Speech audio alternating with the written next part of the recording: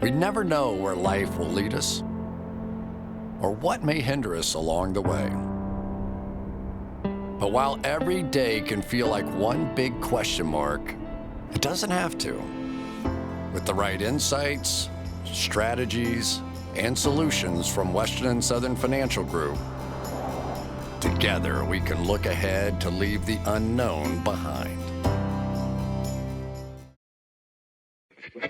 What's Pro Football Focus doing? Last week they had Brady. This week they got Brady. We're literally doing it differently from everybody else. As a matter of fact, moving forward from this point on, I will not make reference to PFF. Do you not understand that they are that way because you're Joe Flacco? And you just like to discredit things that people deserve credit for. That you can't possibly be expected to defend that. Talk about the game, Sam. So, who cares about what people think about us? Yeah, I like football season, and all the things that go with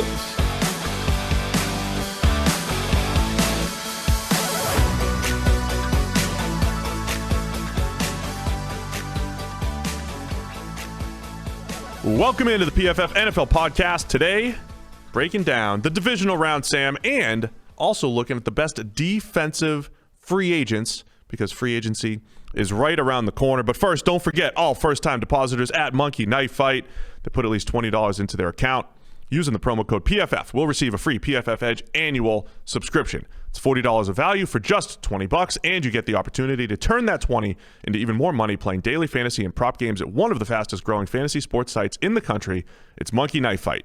So go to Monkey Knife Fight, deposit your $20, use the promo code PFF, get your free PFF Edge annual subscription today. By the way, Steve Palazzolo, Sam Monson here. Forgot to introduce us. Hi, Sam. have we ever done that?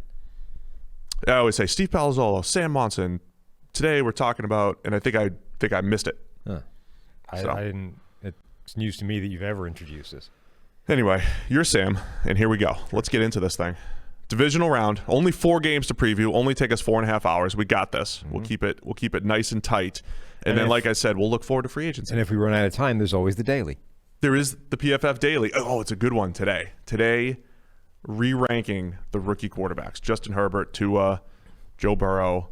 Re-ranking them. Throw it all out, restart, new information. Some humility was shown from both of us, and then other times, it wasn't. So go check it out. PFF NFL Daily. Go subscribe wherever you're listening to this podcast. And if you're on YouTube, I know you guys like to watch us, but you can still go subscribe to the PFF NFL Daily too, because it's not on YouTube yet. All right, let's get into this. Divisional round starts Saturday afternoon. Rams at Packers in Green Bay.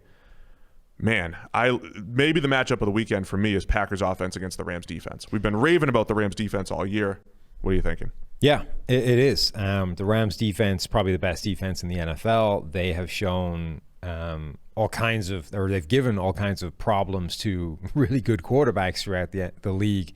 Aaron Rodgers has generally been on fire all season long, but we have at least seen evidence that one game against a defense playing well, he can collapse. That Tampa Bay game, right, where they blitzed the hell out of him and he just imploded.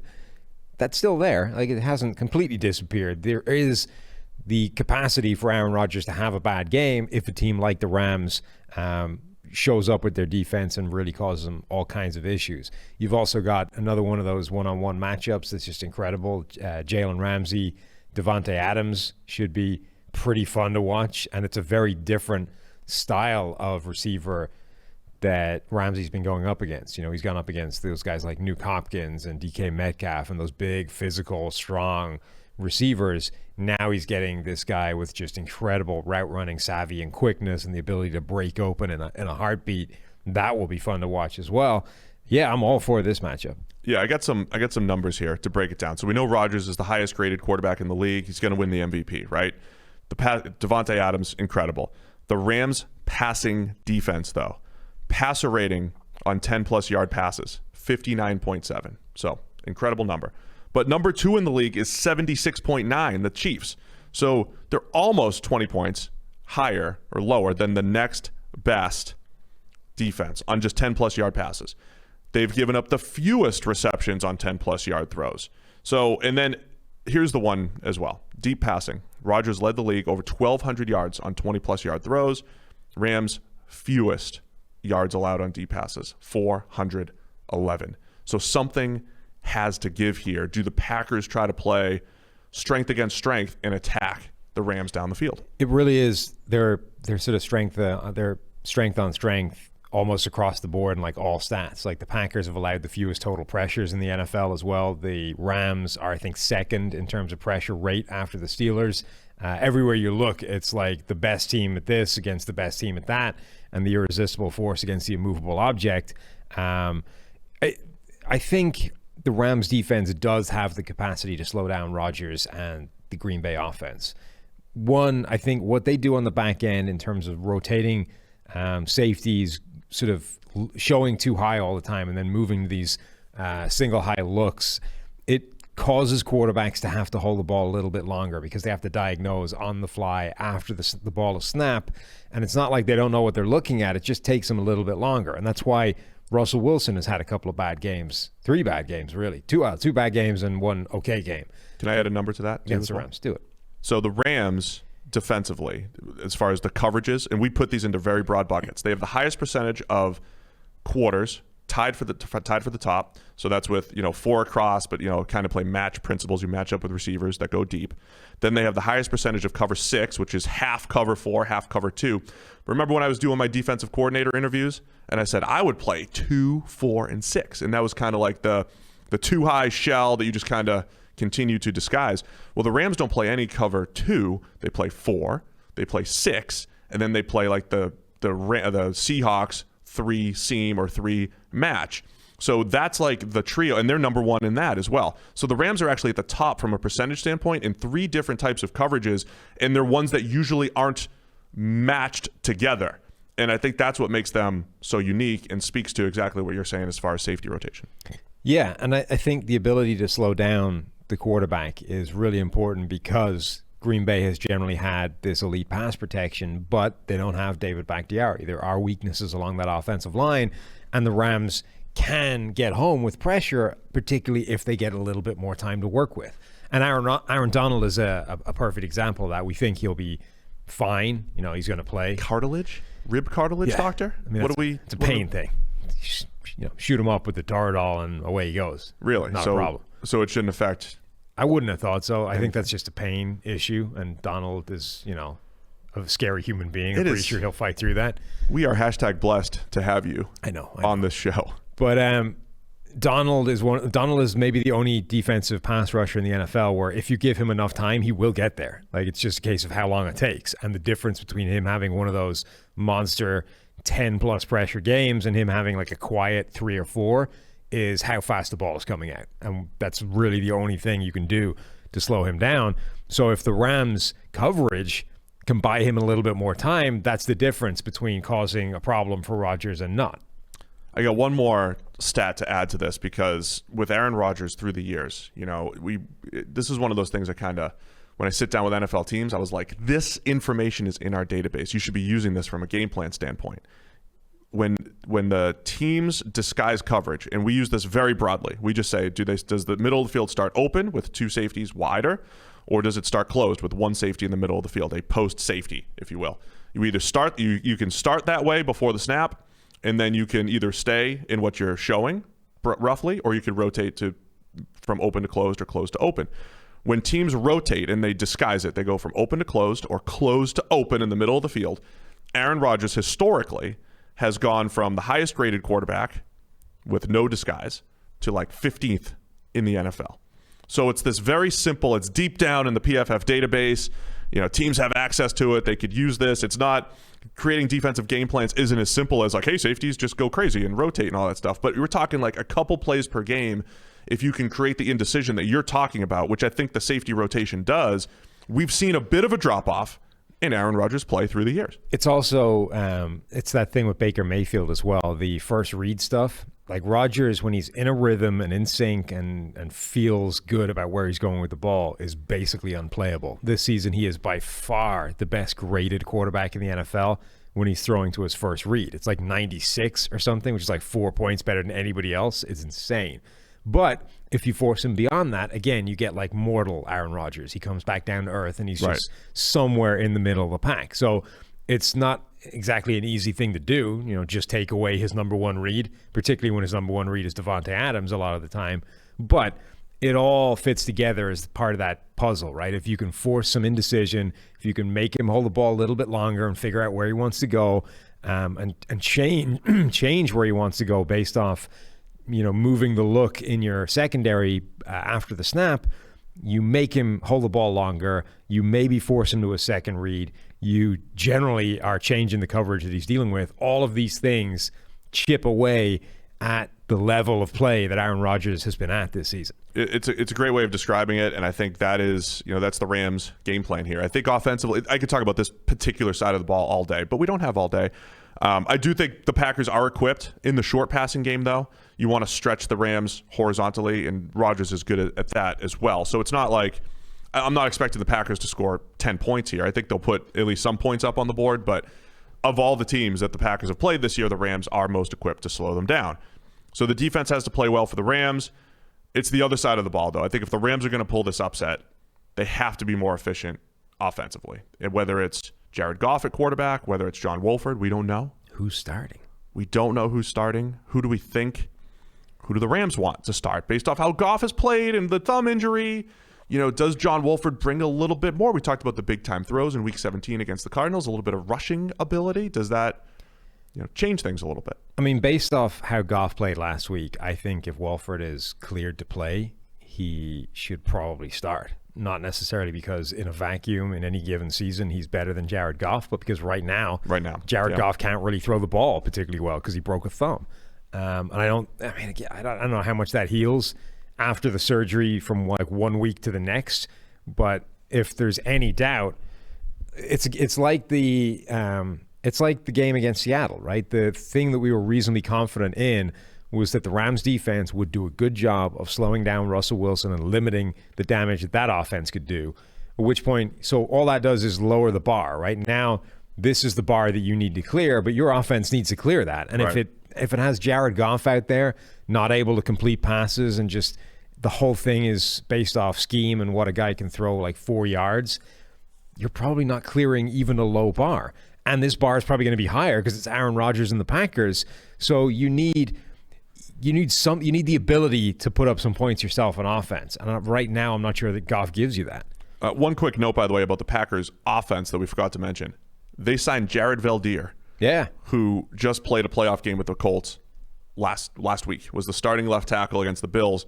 This will be the first time in NFL history because of COVID rules and just the different personnel rules this year that a guy can play for two different teams in the playoffs. So Valdir, who stepped in for 2 games this year, straight out of retirement with a 68 grade, creep back toward average. That's perfect, right? Good, solid left tackle play. Could be starting for the Packers and starting a playoff game for a second team in 2 weeks. Back to the Packers defense and the Rams offense, though. The Packers defense is built, I think, the way that you would want it to be seen just by looking at PFF grades. You look at the best grades on the team being Jair Alexander at corner, Adrian Amos, and Darnell Savage at safety. Zadarius Smith rushing off the edge. They've got the guys here on the back end to slow down passing attacks as well. Kevin King, Chandon Sullivan, maybe more of the weaknesses in the secondary, and I think that's where the Rams need to attack. If Robert Woods gets some one-on-one matchups against Kevin King, you feed him 15 targets. I mean, that's the way I would be attacking this if I'm the Rams, is trying to dictate matchups as far as the pass game goes. Yeah, there's definitely some weaknesses in this Green Bay defense. It isn't a phenomenal group. I think it's pretty well coached, but there are definitely flaws. And in particular, some of their better players haven't played well this season. Kenny Clark dealt with an injury and then just hasn't been himself since that point. Kenny Clark, prior to this year, was like the best nose tackle in the NFL, like the perfect modern day nose tackle. And he's been okay this season, but he has a PFF grade of 74, which is way down on where he's been in the past. Zadarius Smith is grading reasonably well, but he hasn't been as good as he was last year, where he led the NFL in pressure. And there's really only been him generating the pressure for them. So they're not getting a ton of pressure on the opposing quarterback, which is good news for the Rams. Particularly, Like Andrew Whitworth is back playing, but he didn't look himself last week. Right. He looks like a guy that's, 40 years old and had a knee injury recently. So anything they can do to protect him would be a benefit, and in particular, if he's going up against a guy that isn't dominating, that would be helpful. Yeah, I think for the Rams offensively, it is going to be about attacking the Packers' weaknesses, which is Kevin King, who I mentioned, and the linebacking core. Linebacking core with a couple starters grading under 50. The Rams passing attack, working off of play action and all that fun stuff puts the linebackers in a bind. I think that's where the Rams are going to have their most success. Try to avoid, it's tough to avoid Darnell Savage and Adrian Amos patrolling the middle of the field because that's where the Rams like to attack as well. But keep those linebackers on a string, and maybe the Rams can have some success. And whether it's Wolford or Goff, they got to hit their open throws. They got to hit the open throws. They got to make some big plays. Cam Akers was probably their best player last week. He was great in after contact. He ran the ball really well. Rams could use another solid game from him on the ground. Where are you going in this one? Do the Rams have a chance at the upset here? I think they have a chance. I think there's a reasonable shot that this Rams defense causes Aaron Rodgers similar problems to the ones they caused Russell Wilson 3 times this season. Yeah. And if they do, and if that buys Aaron Donald some time to cause some problems, like we could see not necessarily a Tampa Bay Bucks Aaron Rodgers, but something approaching that. A bad day at the office for Rodgers and that offense. Which they've had, right. By the way. This year they had the Tampa Bay game, but in previous years, like last year, they had a few where the offense just did nothing. It wasn't so much turnovers, it was just they did nothing.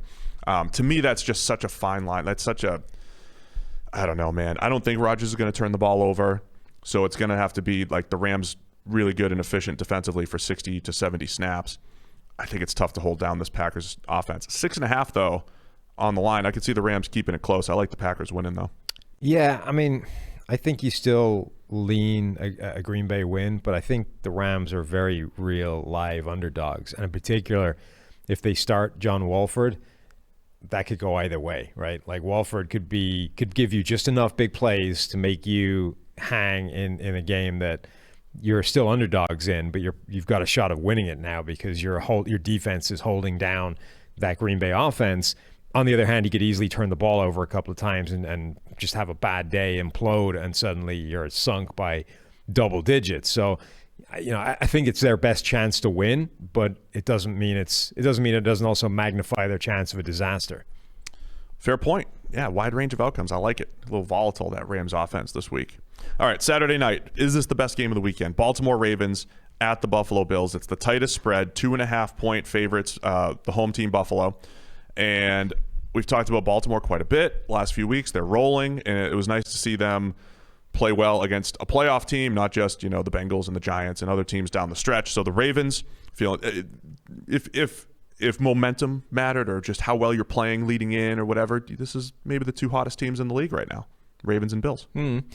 I think this is the first game for a long time that we'll actually learn something about Baltimore, though. Like, they've been one of those teams rolling down the back end of the season into the postseason where it's like how much of what we're seeing is a product of their opposition. Like, when was the last good defense they faced? And they faced a slew of defenses that just have been unable to deal with their run game at all and have let them get back to being the team that they were a year ago. Tennessee's run defense was a similar thing. So we were saying even last week we weren't likely to learn anything about how good this offense is right now. And the difference between the first Tennessee game in this season and the playoff game for that matter and the one last week is Baltimore's defense, not the offense. Like, the offense, it wasn't above and beyond anything they've been before, but suddenly their defense stopped Derrick Henry and A.J. Brown from running riot. And all it then took was a couple of big plays from Lamar Jackson on the ground here or there. But now you're going to face a Buffalo team whose defense is not bad and is good at game planning. So it's another one of these intriguing matchups where, like, Buffalo generally invites teams to run on them, but because it's a less efficient way of playing. But Baltimore might be the one exception to that because they're actually often more efficient running than they are passing and have the kind of impact on the ground that can win a game in and of itself. So does Buffalo still invite them to run? And do they do as good a job of stopping it once they do? that they did to Indianapolis last week, because they invited the Colts to run a bit and did a really good job of actually shutting them down once they did. You can't invite the Ravens to run is the issue, because if you don't have the numbers to stop Lamar, he's got a 40, 50-yarder in him at any given time. And that's part of the issue. I think both defenses are fascinating in this one, though. From our PFF defensive rankings, our ELO rankings, which do adjust for competition and take everything into account, they're 8th and 9th. Bills 8th, Ravens 9th. And I think coming into the season, I feel like both defenses underachieved a little bit earlier in the year, but have come together a little bit better in the second half of the season. The Ravens defensively were like the prototype, right? I mean, it's like, all right, let's just get a bunch of guys that can cover in the back end, a bunch of different types of cover guys. They blitz to create pressure. They added a Calais Campbell up front as just a good all-around pass rusher and run stopper. But the Ravens got off to a bit of a slow start, had some rough games along the way early. And then the Bills were that team that had 3 straight top 10 coverage grades, and we're like, defense is unstable, you can't do it. And they have regressed a little bit in that area, but they're the type of defense that just, makes you earn it, has, solid players on the back end, good safeties, a Tre'Davious White on the other end, but their pass rush has really emerged this year in Buffalo. So I think both defenses are going to be a key here. They're both trending in a better direction, but I still think it comes down to the Bills' second worst graded run defense against a Ravens team that is going to run the ball a ton, and I think they're going to have some success. It's just a matter of hitting enough throws and putting it into the end zone in the red zone. Well, we've also talked endlessly about this idea that run defense is largely a conscious decision, right? And if most of the time Buffalo plays this woke style of defense where we're going to invite teams to run because that's less efficient, and when you're doing that, you're not killing us with bigger plays in the pass game. But if you encounter a team like Baltimore where the run game is their offense, like that's the platform that everything is built upon, you presumably don't want to do the same thing. Your argument, right? You don't want to invite the run because Lamar Jackson will rattle off a 50-yard run, not a 7-yard run. And it's a real problem when that happens. So consequently, do they come into this game with a completely different game plan and come out to stop the run?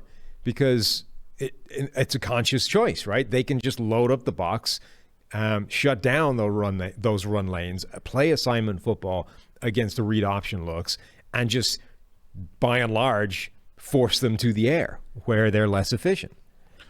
Yeah, I mean, yes, I think the Bills are going to allot the resources to stop the run. And it's usually a math problem, but then Lamar Jackson changes the math, because sometimes you even have a guy allotted for him. And Greg Roman's done a great job of changing the math and adding blockers here and there, and essentially getting some mismatches, run game mismatches, which you don't always see. You don't see you see pass game mismatches all the time, but Baltimore's creating run game mismatches. So I think that's going to be a big key. I think, Lamar we mentioned the bad interception the other day, missed a couple other throws.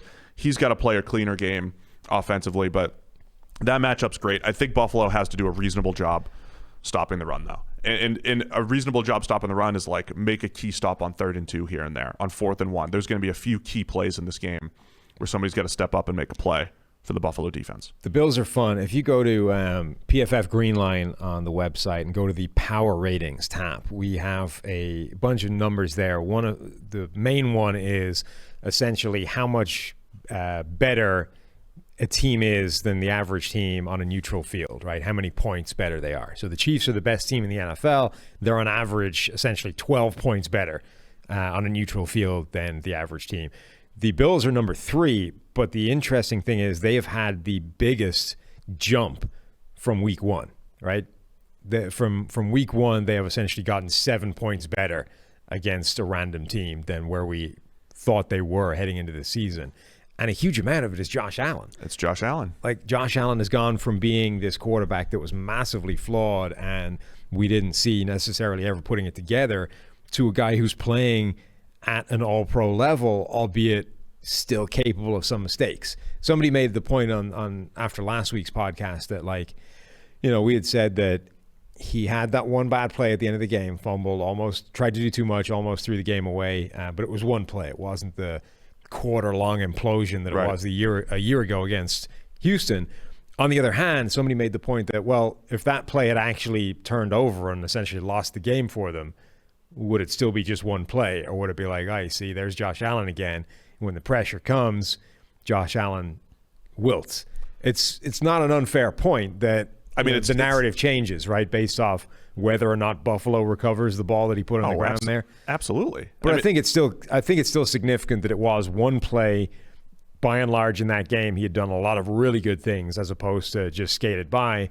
Whereas against Houston, like the whole thing fell to pieces, and he looked like a guy desperately trying to make up for the last mistake that he made. Right. The narrative would definitely change. I mean, look, we were sitting here, Lamar. It took Lamar all the way until his 24-year-old season to win a playoff game. It took forever. But also, like, the ridiculous thing about that is what I said earlier. Like, the offense was the same.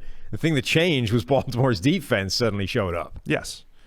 But then with Allen, 89 grade against Indianapolis, that includes the fumble. Yeah. And, so I would view it like that. Like, the dude played great, and then, yes, he did have a bad fumble, which almost blew the game, and was very lucky that they recovered it. But Allen, I've called Allen streaky before, and I think, man, if you look at since week 13, grade of 91, then 65 against Pittsburgh, but then 87, 88, 89. He is tearing it up now, playing with incredible confidence, and even with the fumble here and there, he's creating those chunk plays that I think, that's why Buffalo's so dangerous. I mean, if he is streaky, he's in the middle of a really hot streak. Like, look at his last 4 grades have all been between 87 and 89. Like, this isn't streaky. This is good. Like, he's playing great football, right? So that's the bottom line.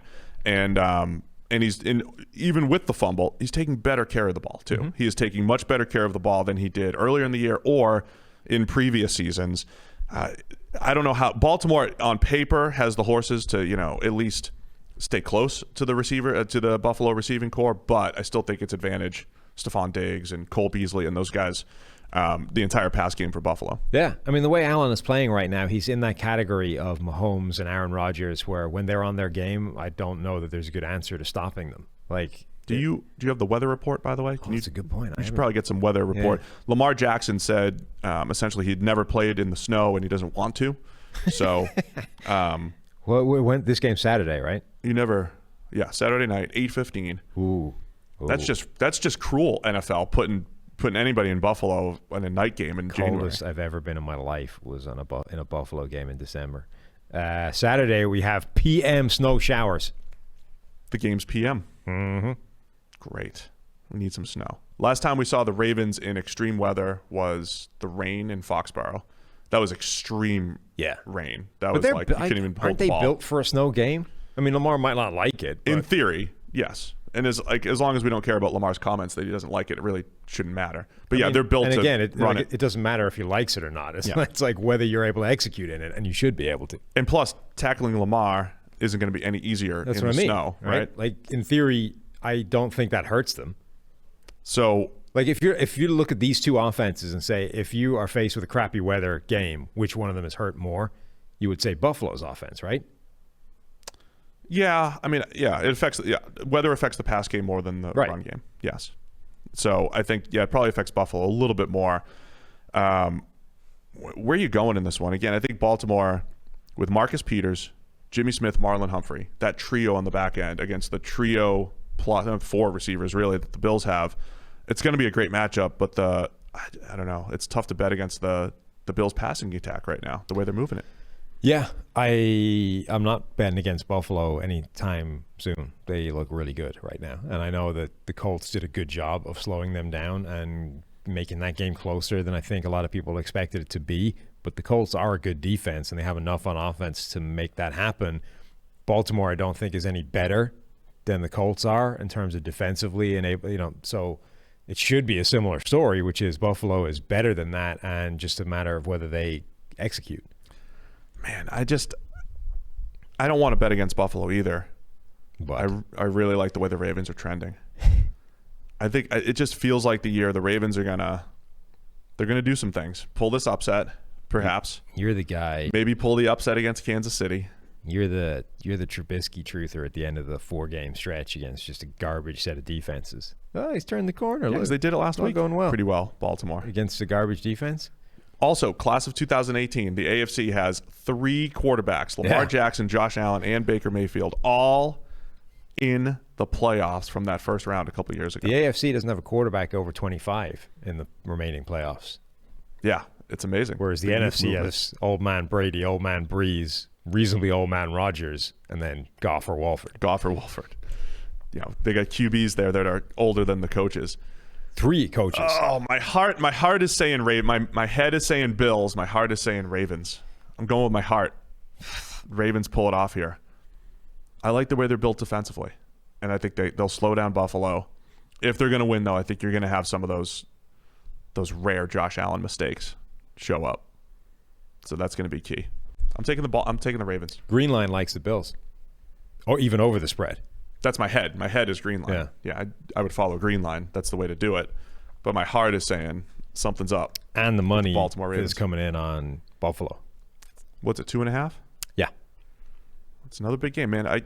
Buffalo can win anyway. They've done that all year. So this could be the best game of the entire weekend. Let's go to the Sunday action. Chiefs and Browns are going to kick it off in the afternoon. Chiefs coming off the bye. Browns coming off the demoralizing, for the Steelers, defeat. Yeah. Dominant win against the Steelers. Have to say, though, did the Chiefs luck out here? Because they play the Browns? Because they play the Browns instead of having to play the Ravens. They would have had to play the Ravens. They've and then owned the Ravens. Yeah, but still, that doesn't matter. It doesn't matter that they routinely smash the Ravens when they're playing the Ravens. Well, we'll get to the Bucs-Saints game. Are you going to think it matters there? I mean, I think that's slightly different. I think the Chiefs aren't working their things out they're just better than the Ravens and appear to murder them every time they play, at which point I don't think they're at all concerned if they have to play them in the divisional round of the playoffs. So if you're a Chiefs fan, you're rooting hard for the Ravens. Obviously, you want to win, beat the Browns, and then rooting hard for the Ravens because it's a cakewalk to the Super Bowl given their history? I certainly would rather face Baltimore than Buffalo if I'm Kansas City. Fair. All right, well, Chiefs-Browns, 10 points here, right? I just clicked off the page. But I keep coming back to I think the Browns are going to need some of the same bounces, and it's 10 points. Same bounces and the same luck that they got against Pittsburgh to pull this one off against Kansas City, or the Chiefs going to be rusty. Essentially haven't played football in 3 weeks, 2 full weeks off for all of their stars. Yeah, so that's the interesting thing is whatever about resting your starters in a meaningless Week 17 game when you're rolling into the playoffs. To me, that's the same as a bye week, right? And the bye week is always seen as a good thing, right? Teams come out of the bye refreshed and they've had 2 weeks to work on this game plan. Everybody's good coming out of a bye. Andy Reid is amazing coming out of a bye. It's good, right? So if you're resting people for Week 17, to me, that probably is better than risking injuries just to play the game and to avoid rust. Like rust is never a problem coming out of a bye, so why is it a problem coming out of Week 17? But if you add another week to that, it's at least questionable at that point because now you're 2 weeks off. That, I think, is at least a debate about whether you should probably get these people some action so they're not completely cold. I think the counter to that is the COVID protocols and stuff like that. We're seeing guys not even practice, not even take reps during the week, and I don't think we're seeing a major difference in performance. So I don't know maybe, but it's also a pretty small sample size for this stuff. So my question for the Browns is defensively, they might play the same thing they played against the Steelers, which is that soft 4-cross type of shell, which, by the way, it looks like it's soft and conservative, but you can easily scheme up one-on-ones. If you play against quarters, you can easily run route concepts that isolate your receivers down the field, essentially on post routes, go routes, whatever it is. But are the Browns going to play super soft and just make Kansas City, make Patrick Mahomes patient? Throw after throw after throw, play after play, run, mix in the run game here and there. The Browns feel like the team, they're going to have that extreme type of game plan, which is bend as far as you possibly can, try not to break, as the Chiefs have had some issues in the red zone at times this year when they've maybe gotten too fancy, as I said that one time. Is it super bend but don't break with the Browns, or are you going to start playing matchups, Denzel Ward back, match him up with Tyreek Hill? How do you handle this defensively? Because I don't think the Browns have the pieces to slow down the Chiefs. No, Denzel Ward coming back is huge. The difference between him and the next best corner on that roster is monstrous. And I'm not saying it's good to the point where you go, okay, you take Tyreek Hill one-on-one all day, have fun, but it at least gives you a player that can hold up versus some of these other guys. So that I think is a big thing for them. This could be a monster shootout. The Browns offense is really good and their defense is not, and they're going up against the Chiefs team who should be able to put up all the points in the world. The question is, like, the Chiefs have been riding their luck for a while in terms of they haven't covered a spread in a long time. They haven't played that well in quite a while. And we talked before, a month or so ago about what is the difference between the way Pittsburgh is playing right now and the narrative surrounding that and the way Kansas City is playing right now and the narrative surrounding them. And we came to the conclusion that, look, the difference between the two is effectively Roethlisberger versus Patrick Mahomes. Right. And Roethlisberger just hasn't been playing well, whereas Mahomes has, and that gives you a much wider margin for error so that even when everything else starts to fall to pieces, you're only ever like a click of the fingers away from Mahomes to Kelsey or Mahomes to Tyreek Hill. 7 points, the game has got a completely different complexion to it. So whereas we kind of felt that Pittsburgh were riding their luck for a while and it finally came back to bite them, it's not quite the same, I think, with Kansas City. Having said that, the Atlanta Falcons game would have been a concerning one. They should have lost that game. Mahomes threw the ball into a cornerback's hands in the end zone that would have ended the game right then and there. So that's a loss that should be on their record. And if that was the last thing we'd seen from the Chiefs, you would at least have some pause for consideration going into the playoffs against a team with an offense as explosive as Cleveland's. So I think there's a chance that, the Browns defense is not good enough to like slow down Kansas City. But what if Kansas City is going to slow down Kansas City and they just don't execute as well as we know they can, and they have another one of those games where they don't put up a ton of points? Like Atlanta's defense is not good enough to slow down Kansas City, but they did. Yeah, let's not forget last year, divisional round against the Houston Texans. Remember, the Texans got up 24-0. There was some quirky stuff, punt issue, special teams and all quirky issues. And of course, the Chiefs made the ridiculous comeback and just absolutely dominated the rest of the game.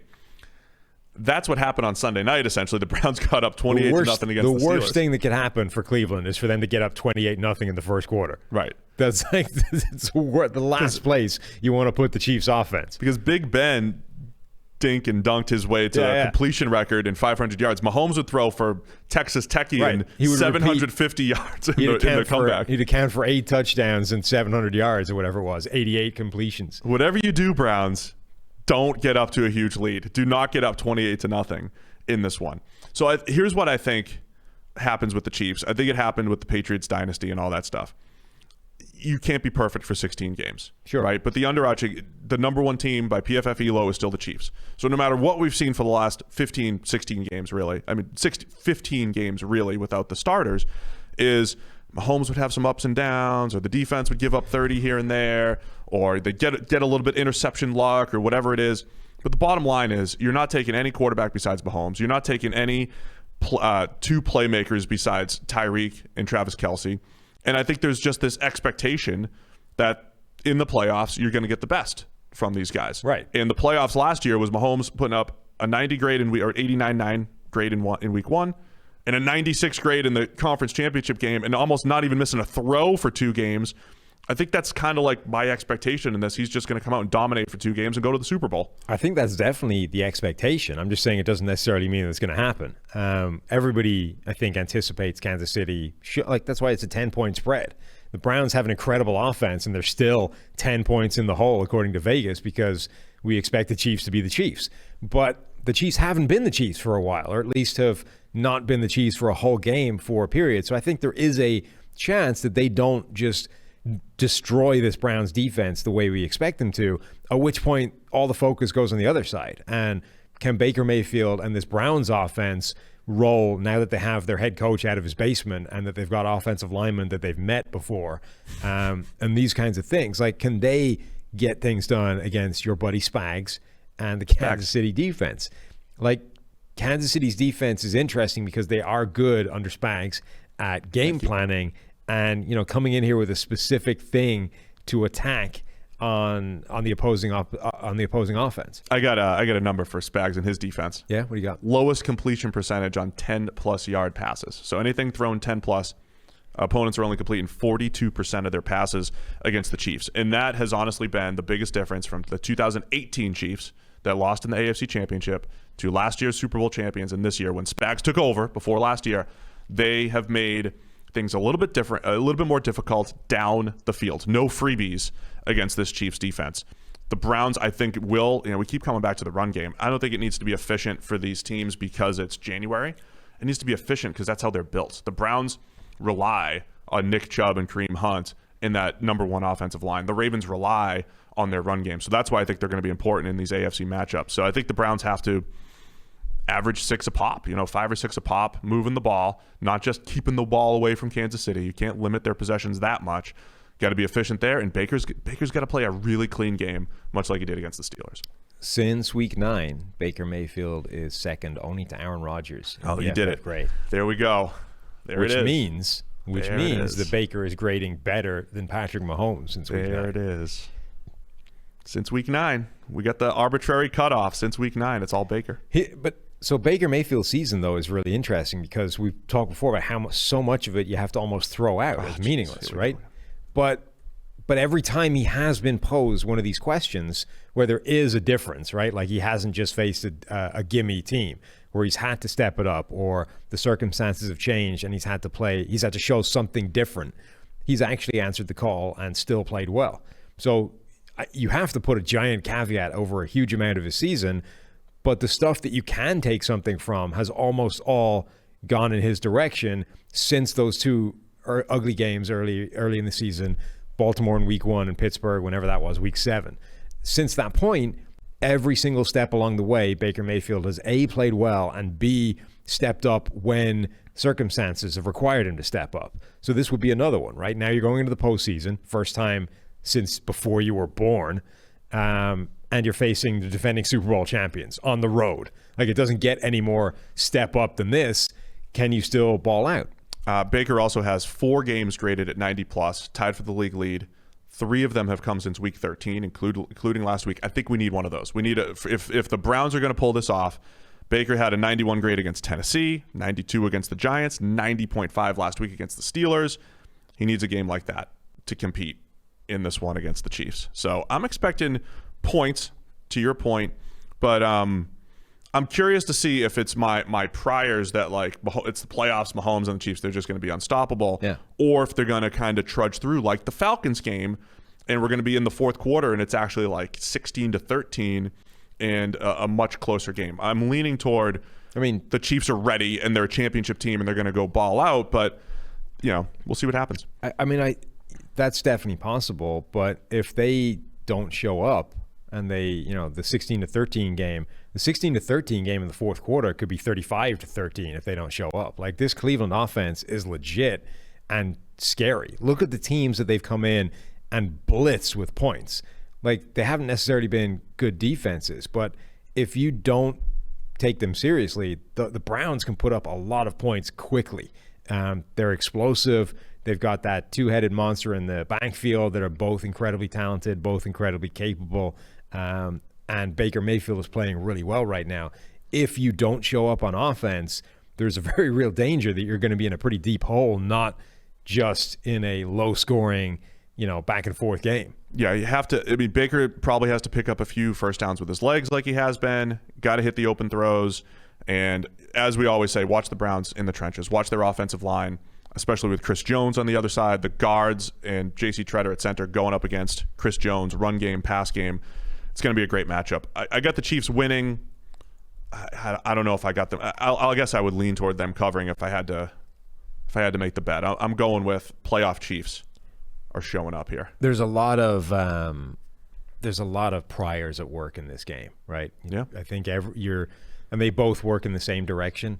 Like, everyone expects Kansas City to be a Super Bowl champion. Kansas City, now that we're into the playoffs, everybody still kind of expects the Browns to still be the Browns. At some point, it's just, the wheels are going to fall off and the thing blows up.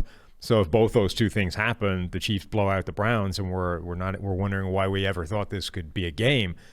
But there's a very real chance that isn't the way this goes. PFF Green Line likes the Browns to cover the spread.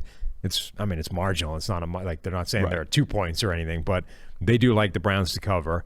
The Browns have been a really good team for a lot of this season, and a lot of the pieces that were causing problems are back now, right? COVID, people coming out of the protocols, a game plan that you can actually execute throughout the game, not just for the first script. They're I think not only are they live underdogs, but I would like them to cover that spread.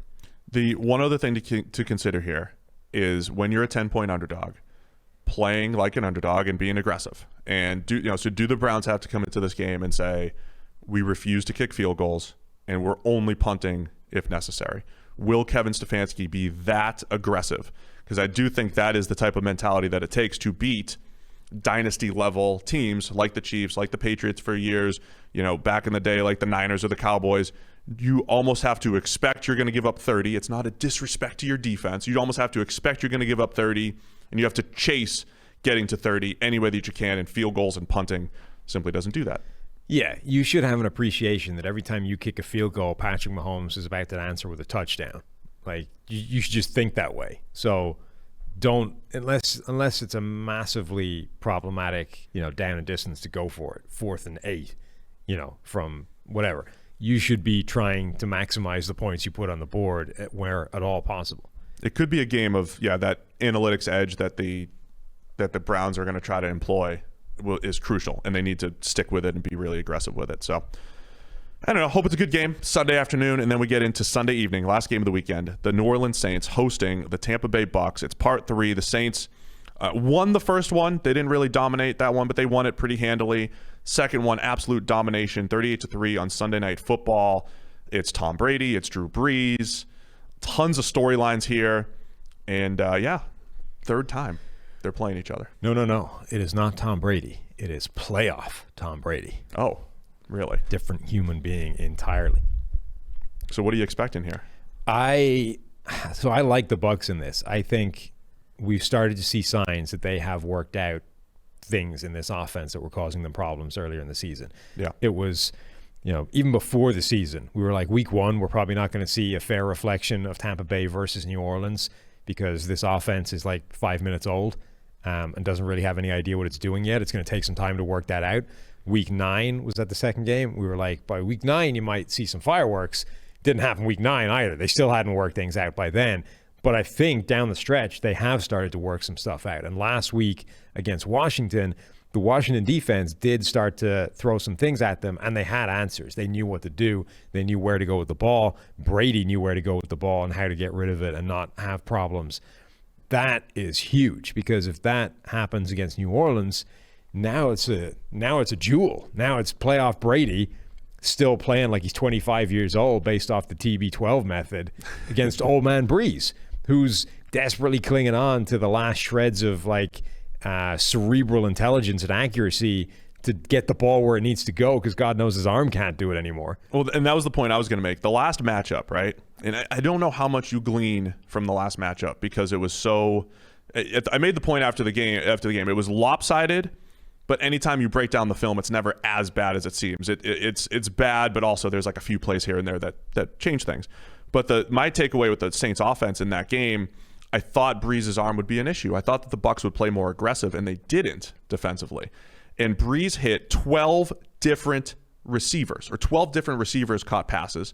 Not one of those receivers had more than 50 yards. It was one of the best. I'm not going to Michael Thomas. I'm not going to Alvin Kamara. I'm going to Adam Troutman. I'm going to Emmanuel Sanders. I'm going to Michael Burton, the fullback. I'm going to Latavius Murray. It doesn't matter. They had all these weapons all over the place, and Breeze was just playing so fast, and they had answers for what the Bucs threw at them defensively, which was often kind of some soft coverage. The Bucs defense likes to give up a lot of stuff underneath. Bruce Arians made the point this week. He made a bit of a joke that the Bears defense did a good job slowing down the Breeze, except for that drive that they played all zone. Bruce Arians is the opposite of Bill Belichick as far as telling people what he thinks. And did Bruce Arians basically say, look, we're playing press man in this one, we're going all out? I think that's going to be an interesting storyline, is if it's Carlton Davis and Jamel Dean, Sean Murphy bunting in the slot, the Tampa Bay corners, and then their linebackers, who are fast, covering man-to-man against the Saints, and can Breeze make a few of those throws over the top? That's what I want to see. Or do the Bucs come out with the same game plan as before, and Breeze ends up picking them apart, which he could still do. He's still more than capable of making those quick decisions underneath. I think he's capable of making the downfield throws too, Sam. Like I said, a lot of them are just a couple steps when guys are open, he picks his spots and he can at least put it on them, even if it looks ugly. Yeah, the Bucs defense is interesting to me because they're built to be more aggressive than they've been for a lot of the year. Agree. And actually their best success has been when they have been hyper aggressive. Like when they got after Aaron Rodgers, they absolutely murdered him because they trusted those guys in the back end to hold up and just sent the house, and Rodgers couldn't deal with it. But they haven't done that for most of the season. They played way too soft and just kind of let teams pick them apart. And they've got those big, strong corners. Jamel Dean, built like a linebacker. Carlton Davis, who's got a lot of length and strength to him. And when those guys have to play off a little bit and mirror receivers that are quick, fast, it's not their game. Whereas when you let them get physical and try and hold up in man coverage, particularly when you're sending pressure, like they're way better than that. So, and it also really shrinks down the window that the guy has to aim at, which is probably significant when you're talking about Drew Brees. It's interesting. You think that with Brees' arm the way it is, either man coverage or zone coverage should show some kind of like problem, right? Because in theory, zone coverage lets everybody have their eyes on the quarterback and get a jump on the ball that's in the air for a week and a half, or man coverage really shrinks down the window that he has to aim at and just makes him hit a tiny bullseye.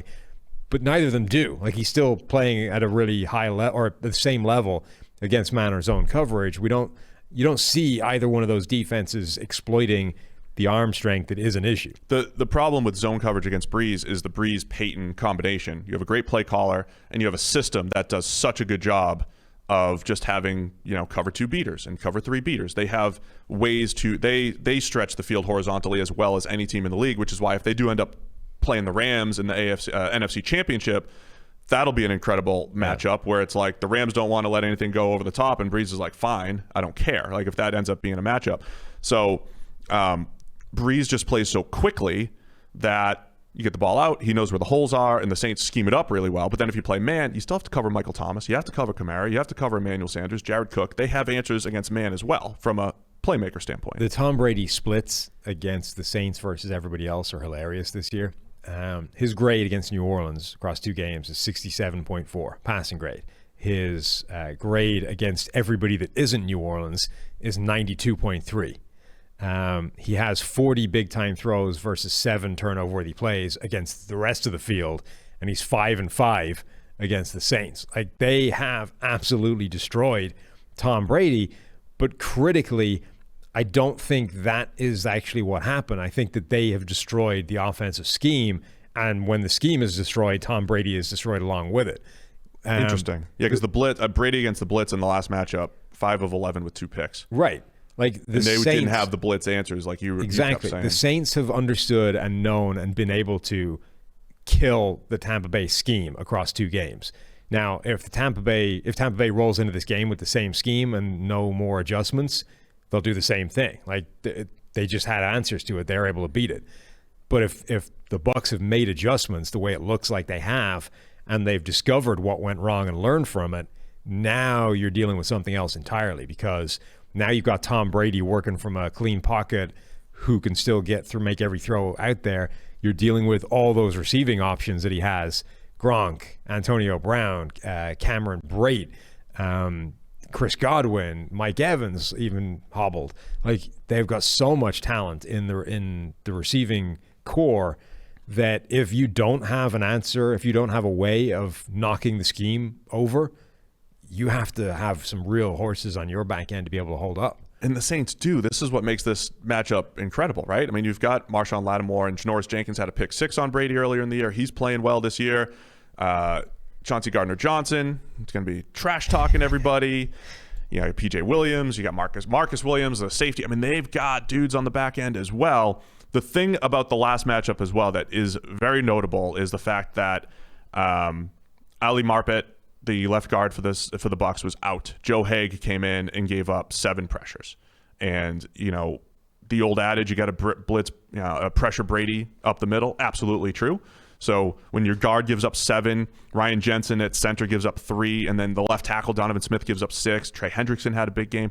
The Saints got a lot of pressure. Now you've got Alex Kappa, the right guard, is out for the season. He got hurt the other day, but Marpet's back.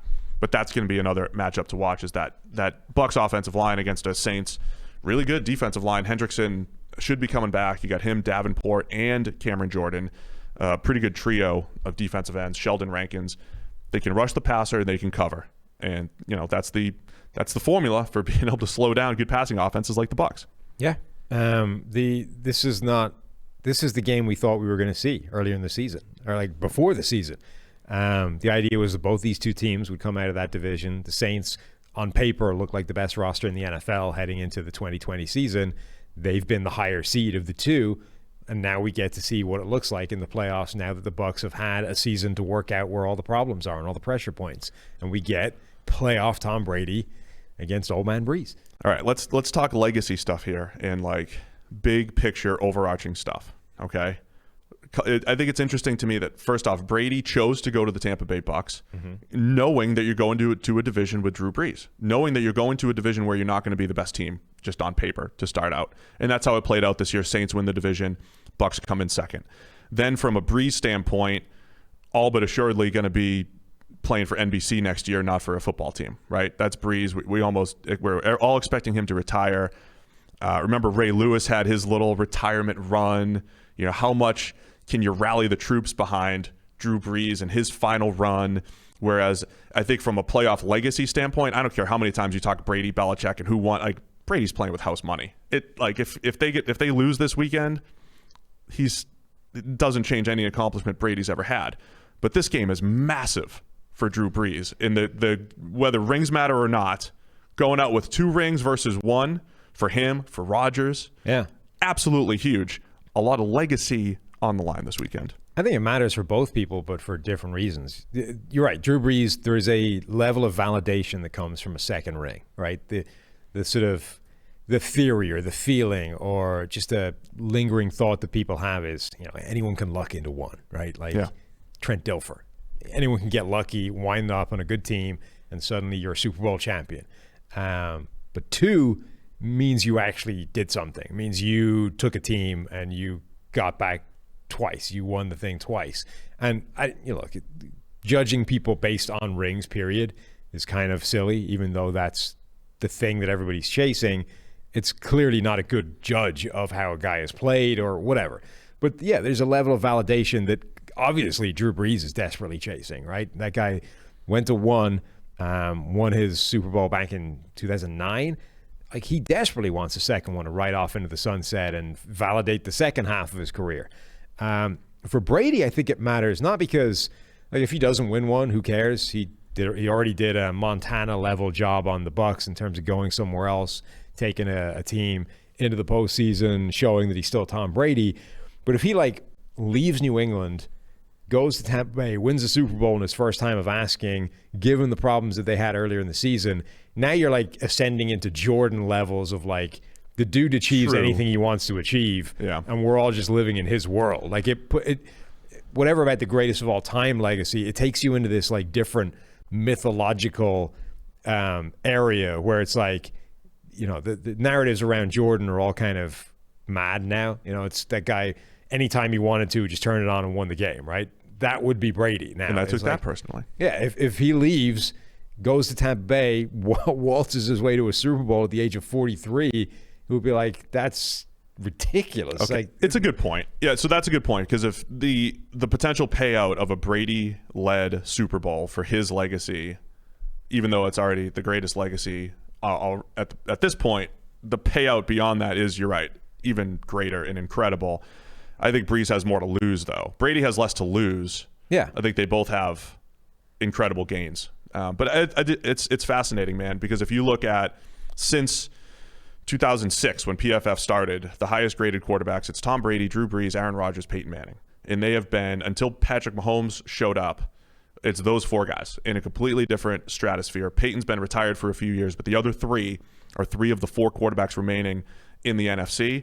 And I love that Brady chose to go there, chose to go to the NFC. He took an easy path. I always joke about, playing in domes in the South. Chose an easy path there, but he chose a difficult path of, quarterbacks and teams that he had to go through to get Super Bowl number 7. So I think there's a lot on the line. Where are you going with this one as far as the pick? You said the Bucs, so obviously you think they cover. You feel good about them? I think we'll see a different Bucks in this game than we've seen the two previous games against the Saints. I think this is the team that we've been waiting to see, is what happens when all this stuff comes together. It looks like it has finally come together. Now the Saints are definitely a better team to step up and show that that's still the case. It's a significant jump in competition, even against a good defense in Washington. But I think right now this Bucs team presents different challenges. I'm going to lean Saints here for a couple of reasons. All week you're saying it's so tough to beat teams a third time. It's really not. Stats don't really prove that at all, because usually the team that won the first two is the better team, and they'll win the third one. I'm going to lean with my priors here, which are the Saints are the best all-around team. And even though by our grades, Brady's playing far better than Breeze is more than capable, as he did last week, of taking care of the ball, moving it. Saints have a better all-around team, and I think the coaching, man, has been just in their favor in these two matchups. They were way more prepared in matchup number 2 when they dominated, and then in the first matchup, week 1, special teams mishaps and a few things that the Bucs had. So I'm going to lean the Saints to win this one. I don't know if they cover 3. I mean, I think it'll be close, and I think we're closer to a shootout in this one than anything. I think some legendary stuff happens maybe with the old men. How many throws does Drew Brees have in him before the arm just falls off and he can't get it done? He's fine. He can handle himself in the shootout. 11 ribs are healed, and he's good. I think he's as healthy as he's been all year. I mean, probably. I think he's as healthy as he's been all year. This is the year where the load management of the ribs is going to start paying off for them. Rib load management. The real story is going to be if they have to go to Green Bay the next week, and then I'll be all out because he can't throw outdoors, right? I'll bring that up next week if they have to go play in the cold. You want the weather report for this game? I do. It's good. Yes. It's good. Yeah. In a dome. Yeah. Again, this is why Brady went to the NFC. He's like, give me some dome games. Give me some indoor stuff.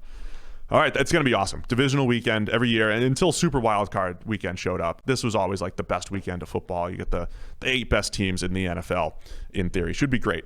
Now let's look ahead. Let's go to some offseason stuff. Free agency. We broke down all the offensive free agents on Monday.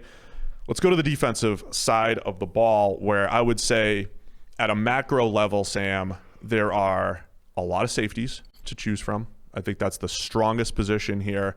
And they're also, Justin Simmons and Anthony Harris are 2 highest graded or 2 highest ranked defensive free agents. Safety class is definitely a place where teams can improve. Yeah, if you want a safety in free agency, this is your time. This is your year to jump on it. If you want anything else, a lot more question marks.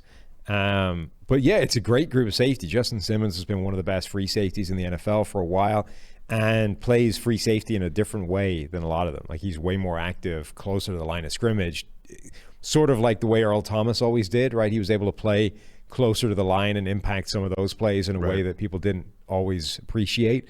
Simmons does a lot of that for Denver. He's got way more defensive stops than a guy who plays as much free safety as him should have. Anthony Harris has been a really good safety for Minnesota for a while, not coming off his best year, but I think is a good free safety ball playing coverage safety as well, but has shown that he can do it in that 2-4-6 cover shell. You know, those split safety looks with Harrison Smith alongside him. But those two are really high-end players available. Yeah, I'd say that there's 5 safeties that are probably at the top of the class. The 2 you mentioned, Simmons and Harris. Marcus Williams comes in at number 16 of the Saints, number 16 on our overall list. And then at 22 and 23, we put Marcus May of the Jets, John Johnson of the Rams. Marcus Williams, I think he's more of your traditional free safety. That's what he's done with the Saints. Can play single high, can play 2 high. Marcus May has played multiple roles for the Jets. We saw, again, when Jamal Adams left, he filled the Jamal Adams role for a little bit. He played the safety in the parking lot, Greg Williams role, where he was free safety at 90 yards down the field. He's got really good ball skills and the ability to line up all over the place. And John Johnson, if he didn't have some injury issues, might have been top 10 on this list the way he's played when healthy. And he's been a huge part of that Rams defense that we rave about here every single week. His ability to be one of those guys that's disguising coverages and playing multiple roles and making plays on the ball, works downhill really well. I like this group, and man, I like good safeties because you need them in the NFL. You need versatility to combat NFL offenses these days. Yeah, it's a really good group.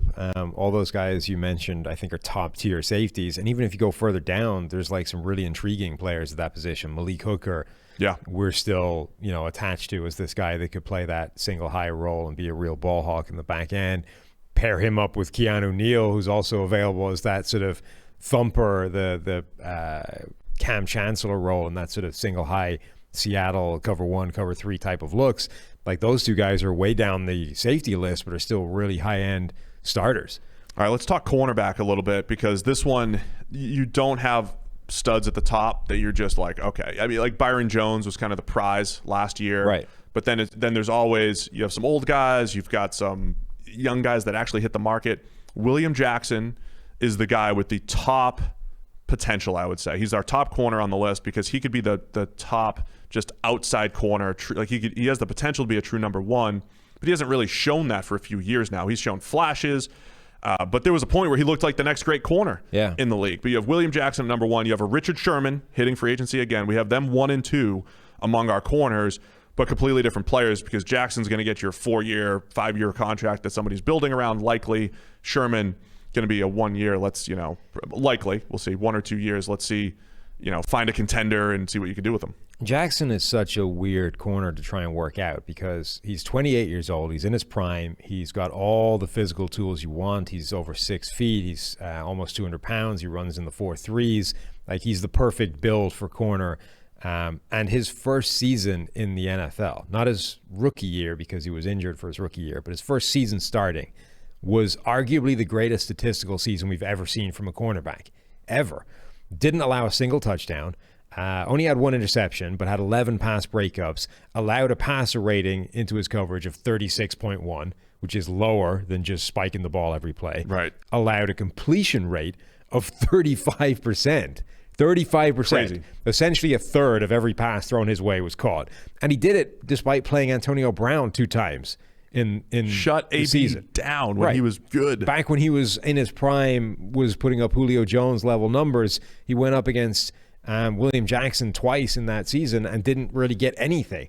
William Jackson allowed 151 yards that year, the whole year. There were corners to give that up in a game.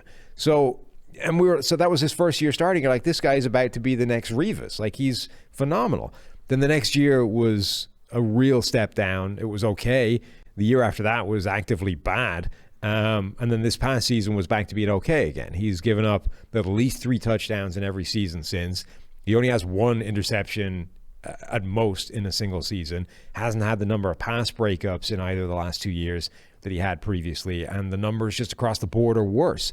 So if you're looking at him, what do you think he is? Like, do you think that potential to be a phenomenal corner is still in there and he's dealt with some bad defenses and bad schemes? Or are you like, we just saw a freak run of play and actually this guy is like good, not great? I think the potential is still in there. I think the volatility of the position also makes me lean to like, okay, he's going to be worth a shot. The problem is going to become who else has his level of skill, right? Who has the size, movement skills, overall just skill set and somewhat track record of at least showing true number 1 outside cornerback level play. Because Richard Sherman, again, is the number 2 guy, and immediately we see the next group of corners that we're ranking here are slot corners, and that's okay, but slot corners are valuable in a completely different way when you talk about Desmond King, Mike Hilton, Troy Hill. You can play outside or in the slot, but he's found a home really and done a great job in the slot this year. Chidobe Awuzie, and he's more of an outside guy, but Brian Poole. This next chunk is all a bunch of guys that are hybrid types or slot corners, and the next outside corners are guys that have way more question marks than William Jackson. We're talking about Shaquille Griffin from the Seahawks, Quentin Dunbar from the Seahawks, and Chidobe Awuzie, who has just been solid across the board for the Cowboys, but never really had that elite season. So I think teams are going to look at William Jackson and say, okay, we're going to take a shot at him, even if it's for crazy money, and he has number 1 cornerback potential. Yeah, as much as he's risky because the range of his outcomes has been pretty broad, he's still like the safest option out there compared with the rest of these guys. There's some real high-end starting talent available, but it's all massively risky. Like Richard Sherman is old and coming off a really injured season. Like at some point, he's going to stop playing like one of the best corners in the NFL. the other 49ers corner, Jason Verrett, has been like a classic massive risk, right? He paid off this season, played 800 snaps, but that's like the first time in his career he's played a full season essentially. Can you bank on that happening again? Xavier Rhodes for the Colts had a really good year, but is a year removed from being one of the worst starting cornerbacks in the NFL when he was playing hurt for the Vikings, plus he's getting up in years. The guys you mentioned, the Seahawks corners, like Ronald Darby, same thing, right? He's had horrific play, but it had a good year this year and is young enough. There's a lot of guys in here where you say, if things go well, he's like a good number one corner and actually makes a massive difference to the defense. Yeah. If things don't go well, the guy gets lit up like a Christmas tree and is part of the reason our defense is getting torched. Let me add one more interesting name to the list. It's Garyon Conley, last of the Texans, missed all of the season. He's missed 2 full seasons essentially, and he's kind of a specialist. Grading wise, it is night and day. When he's in man coverage, single coverage, he's excellent. Zone feel, not great. If you get him in the right scheme, like if New England picks him up and says, hey, just go cover this dude, don't look at anything else, could be good. The problem with that is you're basically limiting yourself to 2 teams now. You can go to New England and you can go to Miami, and Miami have a bunch of corners already. Yeah, I get it. I'm just saying, keep an eye on him. If you get him in the right system or teams, you got new defensive coordinators. For the Patriots, though, that should be like Christmas, right? And there's a guy out there that would be unusually well suited to your scheme, and literally nobody else in the league should want him. Yeah. So you could pick him up for nothing. And they might have decisions to make on Stephon Gilmore. There might be a big turnover in New England. Just keep an eye on Garyon Conley. Let's go to the front 7 really quick. Linebacker, not great all around. Levante David, easily the best linebacker in this class. He's number 8 on the entire free agent list. He can do it all at linebacker, but beyond that, you have intriguing guys like Matt Milano with the Bills, excellent in coverage and covering linebackers, just, again, not as good all around in the run game. Tackling has some issues. Jayon Brown of the Titans, he's dealing with injuries. He's out for the year, but very similar to Milano. Your new age cover first linebacker who's maybe not as great in the run game. But those guys are intriguing because they help your pass game, and I think that's where teams need to try to find some upgrades.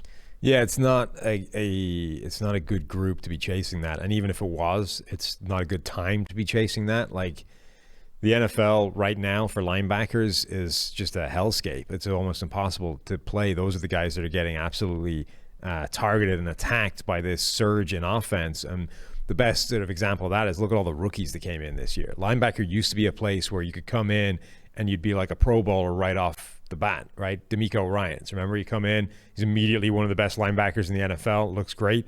Now you come in and you're the guy with the bullseye on him. You get absolutely targeted and just destroyed by these offenses that are attacking that middle of the field and manipulating you, making you go to the wrong place. So all those rookie linebackers have terrible grades, chiefly because their coverage. So if that's what you're chasing, if that's what you need right now, it's just a bad time to be trying to find it. Let's go to the defensive line and edge defender. We have far more edges than interior defensive linemen in our top 100. We only have 6 interior players in the top 100, but far more edge defenders. The top one for us is Shaquille Barrett, a guy who a year ago we said, look, don't pay for those 20 sacks. You're paying for the production and the pressure and everything that he had done previously. This year, pressure-wise and pass rush-wise, very similar snap for snap, and his sacks have been cut in half. So it's fine. He's a very effective edge defender. We'll see if the Bucs end up trying to bring him back on a long-term deal. Beyond that, you've got Carl Lawson of the Bengals coming off of his best pass rushing season, or the best pass rushing season of any free agent here. He's kind of like William Jackson, right? Flashed it early, hit a lull in his career, showed it again. Carl Lawson could be excellent. And then Jadeveon Clowney's back on the free agent market with far less value now than his perceived value last year at this time. The 1-year bet on yourself deal came up snake eyes, didn't work out too well for Clowney. It's a lot like cornerback, this group, where there's a lot of talent there, but it's all risky. Shaquille Barrett, I think, is the one that isn't risky. He's like as sure a thing as it gets in terms of pass rusher. Solid run defender, excellent pass rusher. Yeah, and his PFF grade every year is, as a pass rusher, is basically between 70 and 80. He's going to be that guy every year, and the only difference is whether it bounces in his favor in 1 year, you get that 20 sack season. Probably not going to happen again, but he's still really good. The rest of them, though, all have some kind of risk. And you go down Yannick Ngakoue, who's been this one-trick pony of a speed edge rusher, and played in, multiple different places this year. Melvin Ingram's getting old, but is good, getting old, battle injuries. Bud Dupree has been our classic cautionary tale of athleticism versus production and who's responsible for the production. Largely, it has not actually been Bud Dupree. He's just been the guy taking advantage of some of the stats, but he's a special athlete. He's hitting free agency at the right time in terms of age. Then Trey Hendrickson, who Saints fans wanted to be an all-pro based off his sack numbers. Great timing for him to hit free agency coming off a year in which he had monster sack numbers, even if most of them were unblocked. There's a lot of buyer beware guys. You mentioned a bunch of them, but buyer beware is probably the easiest for us to identify by using sack totals and comparing to PFF grades. That's Leonard Floyd as well with the Rams, career high in sacks, similar pass rush grade as previous years. Trey Hendrickson, who you mentioned, good pass rush grade, not as good as the sacks. He's going to probably get paid, though. Matthew Judon was the same thing last year. We said, look, don't look at the 10 sacks. Look at the pass rush production. It was schemed up. We've seen him regress a little bit this year. The one other fascinating name here, though, is Hassan Reddick of the Cardinals, number 87 on our list. Actually, I'll lump him in with Romeo Okwara. Two guys who have essentially a November and December of good play. Figured it out.